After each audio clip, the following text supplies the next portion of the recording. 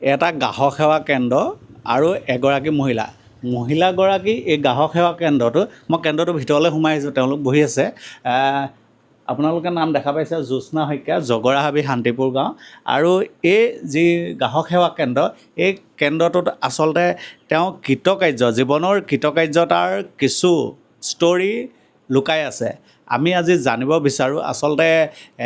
মহিলাগৰাকী গ্ৰাহক সেৱা কেন্দ্ৰটো স্বামীৰ সৈতে চলাই আছে আমি তেওঁৰ পৰা কিছু কথা জানিবলৈ আগবাঢ়িম কাৰণ আমি গম পাইছোঁ এই গ্ৰাহক সেৱা কেন্দ্ৰটো তেওঁ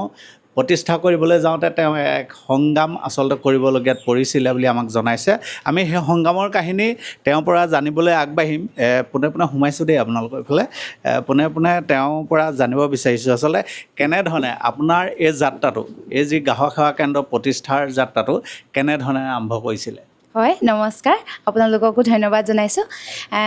মোৰ নাম জ্যোৎস্না শইকীয়া মই বৰ্তমান এটা গ্ৰাহক সেৱা কেন্দ্ৰ চলাই আছোঁ মোৰ ইয়াত 4-5টা তাতোতকৈ অধিক পঞ্চায়তৰ পৰা মানে মোৰ গ্ৰাহক আহে ইয়াত মোৰ আপোনাৰ এইটো যিটো চেণ্টাৰ মোৰ 18 চনতে মই এপ্লাই কৰিছিলোঁ তেতিয়া মই মানে বহুত ঘাত প্ৰতিঘাতত আছিলোঁ যিহেতু মোৰ দেউতাৰ অলপ অসুখ আছিলে আৰু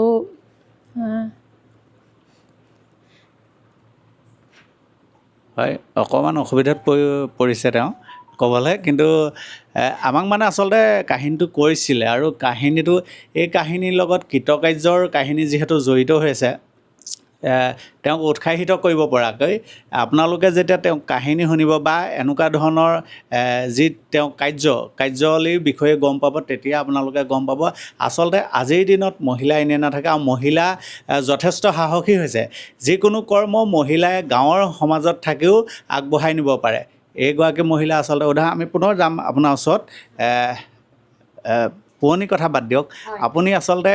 বহুতৰ এতিয়া আদৰ্শ হিচাপে থিয় দিব যেতিয়া আপুনি কাহিনী বহুতে আপোনাৰ কাহিনী গম পাব কেনেধৰণে আচলতে এখন ঘৰ বা এটা পৰিয়াল চলাবলৈ আপুনি কষ্ট কৰিবলগীয়া হৈছিলে বা আপোনাৰ দৰে কষ্ট কৰিবলগীয়া কিছুমান মহিলা আছে সেইসকলে কেনেধৰণে কষ্ট কৰি যাব আপুনি আচলতে তেওঁলোকৰ আদৰ্শ হৈ পৰিব হয় মোৰ মানে সেইটো সময়ত মোৰ মানুহজনৰ অকণমান অসুস্থ আছিলে তথাপিতো মই ভাগি নপৰিলোঁ মই জানো যে নিগেটিভ যিটো বস্তু হয় সেইটো মনৰ পৰা যদি আঁতৰাই দিয়া হয় তেতিয়া পজিটিভে আমাক আগুৰি ধৰে ভগৱানৰ ওপৰত বিশ্বাস ৰাখি মই তেতিয়া প্ৰথমতে মই গোটৰ যিহেতু মহিলা মই গোটৰ পৰা পইচা লৈছিলোঁ ৭৫,০০০ টকা ৭৫,০০০ মই এইকেইটা প্ৰিণ্টাৰ এটাই আৰু এটা কম্পিউটাৰ লৈছিলোঁ তেতিয়া মোৰ এখন দোকান নাছিলে মই ঘৰৰ ভিতৰতে এটা সৰু ৰুমতে সকলোখিনি কাম কৰিছিলোঁ যদিও মানুহজন অসুস্থতা আছে তেওঁৰ মনোবলৰ যোগেদি মই আগবাঢ়িছিলোঁ ঋণ লৈছিলোঁ ঋণে মানুহক কোনো মানে অসুবিধাৰ সৃষ্টি নকৰে যদি ঋণ লৈ আমি কৰ্ম কৰি যাওঁ ঋণতকৈ তাতকৈ আমাৰ দুগুণ মানে উপাৰ্জন হয় গতিকে মই গোটৰ মহিলা হৈ গোটৰ পৰা ঋণ ল'লোঁ গ্ৰাম্য সংগঠন বুলি কয় আমাৰ ইয়াত গ্ৰাম্য সংগঠনৰ পৰা মই ঋণ ল'লোঁ খুব কম পইচাত আমাক চৰকাৰে সেইটোতে বহুত ডাঙৰ সুবিধা দিছে এয়া পাহতে মই চৰকাৰলৈ ধন্যবাদ জনাইছোঁ গতিকে সেই পইচাৰে মই ধুনীয়াকৈ প্ৰথম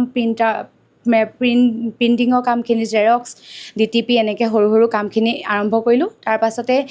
অনলাইনৰ যিখিনি আজিকালিতো সকলো অনলাইনেই হয় অনলাইনৰ কামখিনি কৰোঁ এতিয়া মই 200ৰ ওপৰো অনলাইনৰ কাম কৰোঁ মোৰ লগত সম্পূৰ্ণভাৱে গোটেই দিনটোৱে সহযোগ কৰে মোৰ স্বামীয়ে তেওঁৰ নাম জগত হাজৰিকা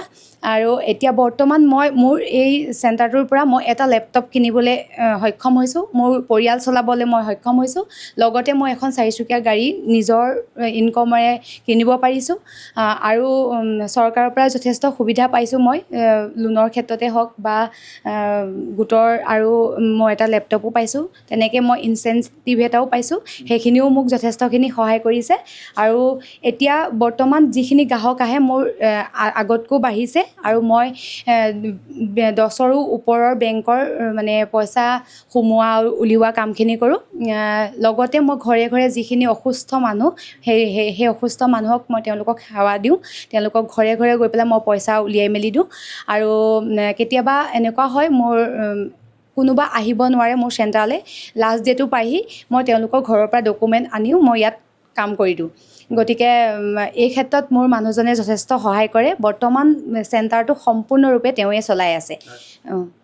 তেওঁ আমাৰ লগত আছে আচলতে কি ক'ব স্বামী জগত হাজৰিকা আগবঢ়াই দিছে আচলতে পৰিবাৰক যি ব্যৱসায়িক লাইনত আগবঢ়াই দিছে। কেনেধৰণে আচলতে আগবাঢ়িবলৈ তেওঁ আপুনি মানে আগবঢ়াই দিছিলে বা কেনেধৰণে? মই আচলতে মানে কি হয়, মাইকী মানুহ বুলি ঘৰৰ ভিতৰত আবদ্ধ নাৰাখি মানে নিজৰে ইনকম কিবা এটা কৰক বুলি মই উলিয়াই দিছিলোঁ। কিন্তু সেইমতে উলিয়াই দিয়া মই যিটো ভাবিছিলোঁ মানে মোৰ ভবাতকৈ যথেষ্ট মানে এডভান্স হৈ গুচি গ'ল। এতিয়া সকলোখিনি মানে কামখিনি ময়ো কৰোঁ, তেওঁ কৰে ময়ো কৰোঁ, কিন্তু দিনৰ ভাগটোত তেওঁ নাথাকে মানে এই গোটৰ কামত যেনি তেনি গুচি যায়। গতিকে গোটেই চেণ্টাৰৰ দায়িত্বটো মই লওঁ। কিছুমান কাম তেওঁ অবিহনে নহয়, নোহোৱা কামখিনি আমি পাছত কৰিম বুলি মানে থৈ দিয়া হয় আৰু জনাইছে কিবা অসুখ বিসুখ আছিলে নেকি? আছিলে। মোৰ মানে এই হাৰ্টৰ অকণমান প্ৰব্লেম আছিলে, এই ডক্টৰে ব্লকেজ আছে বুলি কৈছিলে। তথাপিও এতিয়া বৰ্তমান সুস্থ বাৰু। আপোনাৰ ওচৰত আহিছোঁ, যেতিয়া তেখেতৰ বেমাৰ আছিলে আপুনি হঠাতে ব্যৱসায় বা ঘৰখন চলোৱাৰ দায়িত্বত আপোনাৰ পৰিছিলে, সেই মুহূৰ্তত আপুনি কিবা ভয় শংকা বা কেনেকৈ আগবাঢ়ি যাম এই কথাখিনি ক'ব? মোৰ অকণমান দুখ লাগিছিলে, সেইটো কাৰণে মই প্ৰথমতে আৱেগিক হৈ পৰিছিলোঁ, কিন্তু মোৰ কোনো ধৰণৰ ভয় লগা নাছিলে। কাৰণ মই জানো যদি মোৰ অসুখ হ'লহেঁতেন তেতিয়াতো মোৰ মানুহজনেই নিশ্চয় মোক চোৱা চিতা কৰিলেহেঁতেন বা আগবঢ়াই নিলেহেঁতেন। গতিকে মই সেই জেগাত মই মাইকী মানুহ বুলি নাভাবি মই নিজকে এজন পুৰুষৰ তুলনা কৰি মই ঋণ লৈছিলোঁ আৰু মই স্কুটিত তেওঁক লৈ মেডিকেল কৰাইছিলোঁ। আৰু মই সেই ক্ষেত্ৰত মই ভাবিছোঁ যে মহিলাই কৰিব নোৱাৰা কাম একো নাই, পুৰুষৰ সমানে নহয়, পুৰুষৰ আগস্থানত থাকি মহিলাই যথেষ্টখিনি মানে আগবাঢ়িব পাৰে। আৰু সেইমতে মই সেইটো সময়ত যদিও মই ভাগি পৰিছিলোঁ, কিন্তু মোৰ মানুহজনক কোনোদিনে মই দেখুওৱা নাছিলোঁ, কাৰণ তেওঁ অসুখ এটাত ভুগি আছে। যদি আমি অসুখত ভুগি থকা এজন মানুহক মানে দুখ দিওঁ বা এনেকুৱা প্ৰব্লেমখিনি কৈ থাকোঁ, তেওঁ সুস্থ নহয় কেতিয়াও। ডক্টৰে কিছুমান কাম হেৰি কৰিব নোৱাৰে। সেইটো কাৰণে মই ভাবিছিলোঁ যে তেওঁক সুস্থ কৰিবলৈ হ'লে মই তেওঁৰ সাক্ষী। গতিকে পত্নী হিচাপে মই তেওঁক সদায়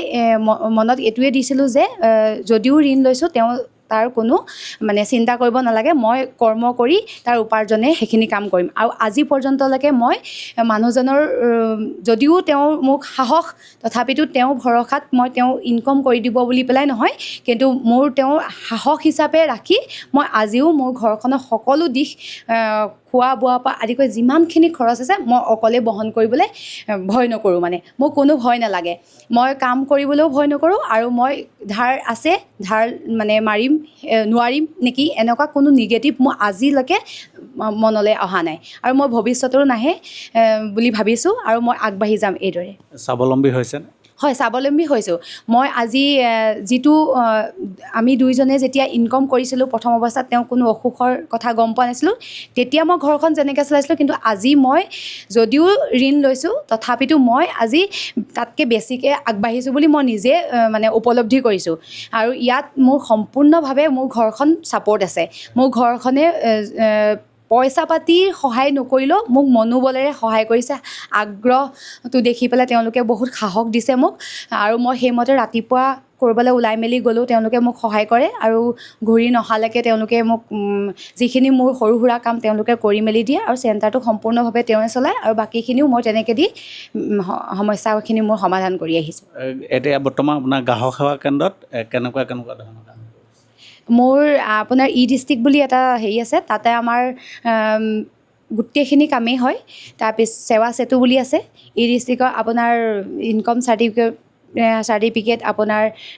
গোটেই ডিষ্ট্ৰিক্টত যিমানখিনি কাম থাকে গোটেইখিনি কাম হয়। আৰু আপোনাৰ পান কাৰ্ড এপ্লাই হওক, তাৰপিছতে মই PVC কাৰ্ড বনাওঁ,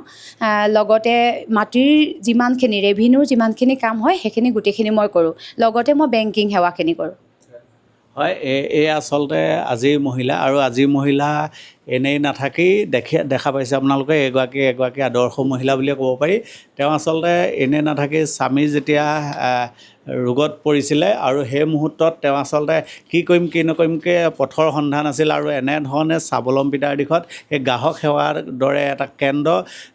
প্ৰতিষ্ঠা কৰি লৈ আজিৰ তাৰিখত সুন্দৰভাৱে তেখেতে চলাই গৈছে। আৰু এনেকুৱা মহিলা আচলতে সমাজৰ বাবে আদৰ্শ, যিসকলে এটা কাম বিচাৰি ফুৰে নাইবা বিপদত পৰে, বিপদত বিপদত পৰি কি কৰোঁ কি নকৰোঁ হয়, কিন্তু সাহস, মানুহৰ যে সাহস থাকিলে সাহসে লক্ষী বুলি কয়, এই কথাকে প্ৰতীয়মান কৰি এনেকুৱা ধৰণৰ নাৰীয়ে আজিৰ তাৰিখত নিজকে নিজে স্বাৱলম্বী কৰিছে আৰু পৰিয়ালটোক সুন্দৰভাৱে আচলতে চলাই নিয়াত সফল হৈছে।